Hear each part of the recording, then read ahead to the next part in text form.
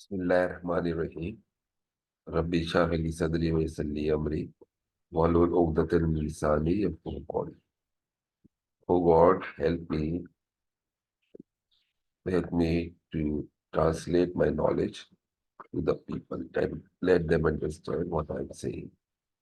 So this is transportation planning and part 5, and I, Professor Adnan Kader, we will discuss today's a brief on transportation planning. Uh, Obviously, the detail is not uh, the part of this course. I will discuss only the outlines of transportation planning.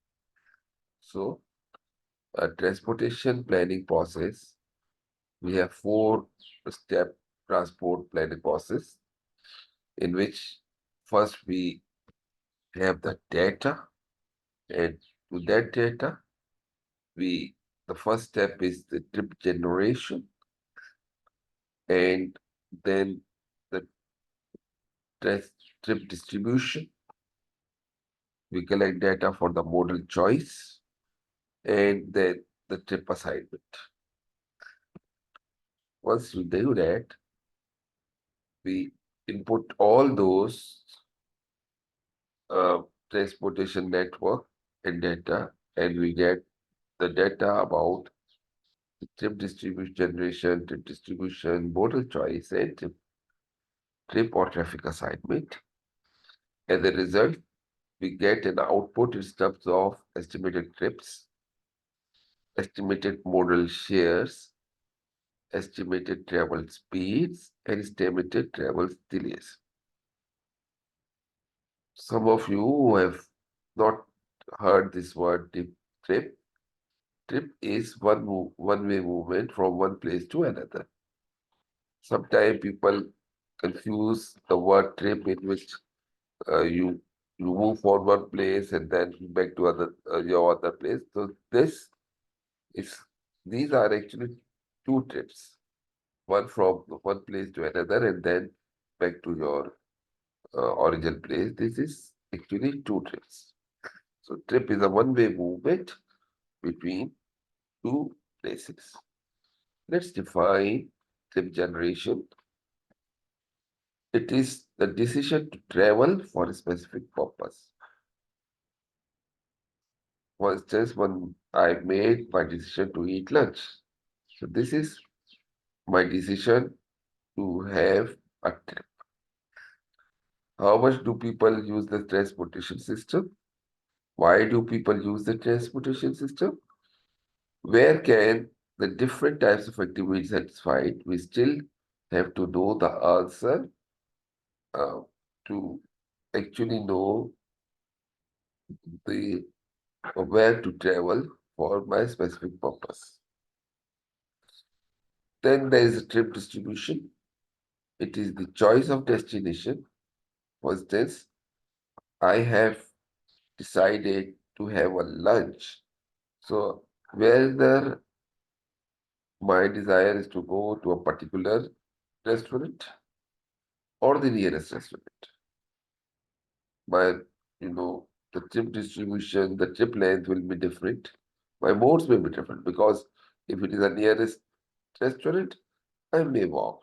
If it is a restaurant far away, I may use my any public vehicle or my personal car. So that's we want to know for a given location where do people go to satisfy demand for an activity type. And it determines the origin and destination of the trips. Then there's a modal choice. Mode, what mode you have used to travel to a specific destination. Transit means either bus or Uber or any taxi, rickshaw. Maybe nowadays bike here in which you call for a ride. You may walk, you may travel with your friends in a group, or you drive alone. And how we react to varying transport service quality is also important. For instance, I had a very terrible experience in traveling in rickshaw. I'm not going to, you know, choose it again unless or until it is very, very an emergent work. Or maybe I use a bus, but I thought traveling by bus was not a good idea. Sometimes because of the car parking problem or in a very city congestion, I may thought that it is better to use the buses or take a taxi. So this mode choice depends on many things, or sometimes even a mood will determine the well about the transit choice. And what route they have selected to move to their destination, it's also estimated in a transportation plan and which part of the system sometimes they use. For example, if a person wants to go to other city, he may be using two transportation system. One that will that he will use from his home, his or her home to the airport, and from airport he or she may use an aeroplane, or one must desire to travel through train network. Then he may have to reach the train station, and then from train to other, and then the vice versa. So that's also very important, and we try to uh, understand how much trips have been taking place and what routes have been used to reach the particular destination. Sometimes we have destinations that is the end of many origins. So destination may have many origins, or it may have one origin as well.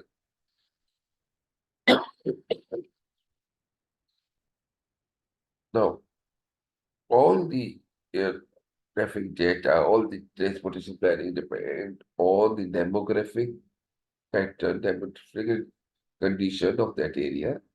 And that demographic data is based on household size, the income level, and the number of autos, I mean motorcycle and car, uh, each household have, or they may not have any car as well, or any what you call the personal conveyance. Then we are interested in knowing the highway network, and the transit network means, you know, technically transit means any vehicle, any travel that you pay money for it. So that's a transit. It can be bus, it can be taxi, it can be rickshaw. Uh, Unlike as compared to the personal transport, in which you have your own transport and you just pay for the petrol and something, not the rent of the vehicle you have taken. For instance, this is a red line route, and it, the bus transit will use this route from you know from one place of Karachi to other place, and then obviously this route will be connected through station when you can see the road network around the proposed red line. So private vehicle may be coming towards the bus network as well. So this is a perfect example of the network and the transit network. Bus route and the road network around that bus. Now the planning studies, what we do, we choose participating groups that includes elected officials, the public agencies, citizens advisory committees, or in our countries, things like committees like Jirga or OTAK or something. Then we have private and public transportation system operators and the interested individual. He may be, or he or she may be maybe a professional journalist or a person who would like his country, his place to be developed, irrespective of the post he or she is, a dedicated people of the countries. Then there are conflicting interests. We need to understand that by, you know, including there may be people who will be directly benefited, and there will be people whose interests are vested and they happens to be the one who are decision maker. Then we have to sort out, we have to compare our plans so that it is not be um, politicized for its conflicting interests. Then we have to plan for the future needs. We have to estimate the anticipate the future demands for the travel. We have to es- forecast the travel demand, and we have to draw the relationship between transportation and the land use. So if we can again go to urban transportation planning process in this detailed manner, is we start with regional population, land use, economic projection, and then we also divide into zones or location of regional projections. Here we can go from two places. One, for the specification of highways and alternatives, or we go directly application of calibrated travel demand forecasting models, or we can say that from zonal allocation, we go directly to application of calibrated model, or from a specification highway, we also end up in knowing the calibrated travel demanding forecast model. For those of you who do not understand what is the calibration, it is, what you do, you collect the data at present, apply some mathematical relations, and from your mathematical relation, you find that this much people will be traveling. Now, this this is this came from your scientific knowledge and mathematical knowledge. Sometimes what we do, we conduct another survey so that we know that what we have estimated is actually going to occur. So that is what we call calibrating the demand forecasting models. Now, for application, for when we apply this calibration, we go to the result targeting year, usage levels, and user benefit, and then we go to compare evaluation of alternative that we have discussed in the previous slides. We can come to this comparative comparison of evaluations from this route as well, that since after specifying the highways, we estimate the capital and operating cost, and then we compare, uh, then we select the project and we do tendering and we do design, and then we, uh, for the first we do design, then we make BOQs, bill of quantities, then we do the enter the tender process, award the project, then we, supervise the project to its completion, then we hand over to the public agency that will be uh, operating that facility. So this is how the cycle of transportation planning work. Now, previously, we have used this word before as well. Uh, there we were talking about travel behavior in terms of trip generation, trip distribution, modal choice, and network assignment. Now, at this at this point, we again check those models for the future trips. This is how we call the travel demand forecasting. So don't be confused why it is uh, two time repeated. The same thing, but obviously previously it was at the basic level. Now it is at the implementation level.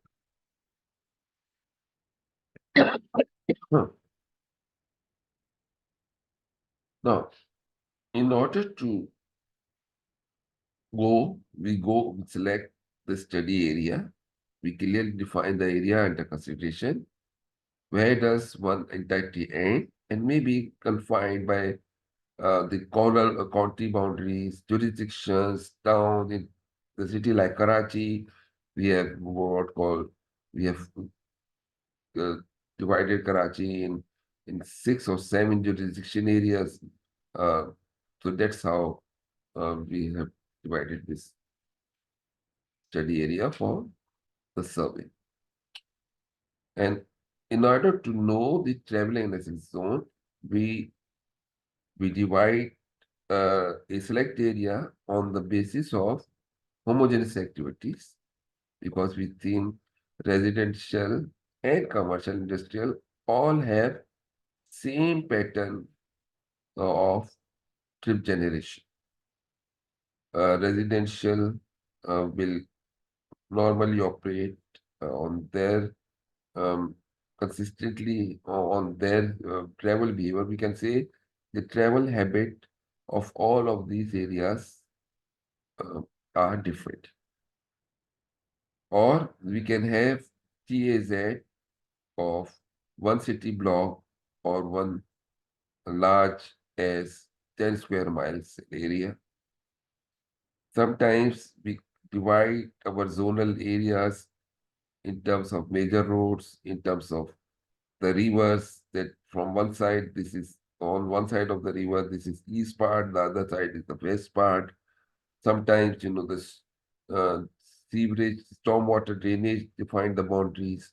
Sometimes the airport boundaries define the area. Now, we also make the area in such a way that most of the trips, the interzonal trips means if, for instance, in Karachi, we have a Gulshan Iqbal town. So for Gulshan Iqbal town, if my trip is within that town, it should be not more than 10 to 15%. Because I'm expecting my trip, one zone to be Gulshan Iqbal town, the other maybe, Kemari town or maybe, uh, Sadar town. So we expect those interzonal movements, and we tend to neglect the movement between one zone, like the movement taking between various blocks of Gulshan Iqbal. So this is what we call the interzonal movement. This is one of the example of, as I can say, there is project we have in Malir Expressway, and they have come up with this desire line diagram for people who will come and use this Malir uh, Expressway. One of the example of one of the, all destinations are coming from different parts, and then they will be merging at the same point, and then when once they use this Malir Expressway, they will go to different part of the city in this manner.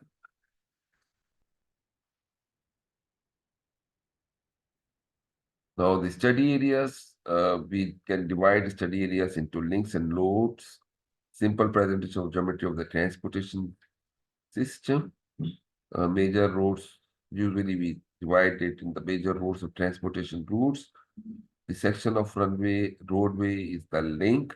Nodes is the intersection between one roundabout to other roundabout like that. And then there are centroids. If this is a zonal area we'll talk about, we estimate that all the movement take place from the center of the zone. So we take out the center, for instance, of Gulshan Iqbal town, and you take the center of, say Kemari town, or you say um, Sadar town, and we we assume that all the movement take place from the center of uh, traffic uh, analysis zones. And we connect this where trips load onto the network, and that is what our desired line diagram is. This is how one of the, the route uh, for BRT, this we call a yellow route, and that you can see this routes and the people will be using will be connected from this road. So that's what one of the boundary we can see. What survey we do? We do household surveys. We intercept the vehicles and do station surveys. We board on transit on board survey. Did we go on? We travel on the public transportation system and ask the people. When then we do commercial vehicle survey. Uh, we also do the workplace and establishment surveys. We go to the visitor places.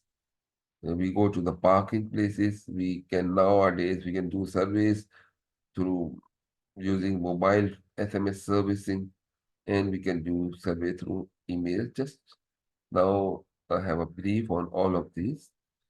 In 1950s and 60s, last surveys conducted in home were typical. For example, in an area of 1 billion people, 400 households will be a sample that's present 4%. The core create was to origin destination metrics. TAZ were much larger because computer capacity was limited. Nowadays, we have typically in the range of 2,000 to 15,000 hall, and depending on the complexity of the stratification, about 3% of the whole household we survey. Goal is no longer to get only metric, but more often to update trip rates by purpose and mode and trip length frequency. How we rate the service data to fit region, household size into number of vehicles, number of workers into number of vehicles, and household size into household income. And why model analysis may include other variables as well. We what we do in get vehicle intercept, we stop the vehicle on the roadside. We do it. The other thing is we record the videos in which we can see the license plate, and then from that license plate we go to the office, motor vehicle office, and try to understand where that where this license plate, who is the owner of that car, and then from where we can and find where it was seen last so that we can know the travel route of this. And nowadays we can just stop, stand around the intersection or some place, and we give them paper so that and ask them to fill it and get it back. This is one of the ways that we can. Now we also need this policeman with us so that people are not confused why we are stopping them. And then there are, nowadays ample signage and all those showing the purpose. Enough media is can be used. Social media can be used to collect those, conduct those surveys. This is one of the sample how survey is being conducted. In transit on board survey, what we do, we count the number of boardings. We travel as a passenger and board and then say, and then ask about uh, the customer characteristics, why, how often they use this route, and what if we apply, give you some other routes, and what are generally their income and what destination they are heading and all those things. And this actually, it also depends upon person to person. Um, Similarly, for example, we had this onboard transit survey for red line BRT, and sometimes we, sit with the driver and uh, ask those questions to get the ideas. For commercial survey, we can go to the people like those FedEx services or those TCS or DHS, the people that uh, have carry the service, or the milk supplier, the cement industry, or your steel industry, so that we know how much where there generally is journey is taking place and what load they are using. For heavy duty vehicles, we can also stand at the toll plaza, because most of the people has to stop and pay the toll plaza, so it's easy to capture and take that time. Uh, then we go for the truck recruitment agencies, the truck association, and in our language, we call this addas, uh, the, the bus stations or the parking places of those heavy vehicles, and we go to that survey and we try to take interview with them. We can also go to the employment centers, large buildings, there, transportation officials who know what this, how to travel, to know the travel habit of their employers. Um, then we have email or internet surveys have high responsive rate that employer has agreed to participate and is allowed for the employee to use for time. Uh, we can also use handbill system or mail back often get this thing. We can go for special generator like the visit places, the amusement places like Town nowadays, the Clifton Beach, the universities, big shopping malls, airport, similar to so or hotel service to know the their travel habit and their input in this transportation plan. Similarly, at the parking, especially at the bus stations, we can go. The railway stations, we can go. We find out the quantity, the occupancy, what it is, what the individual is being cost, and how they want to travel, and how much time they stay in those stations.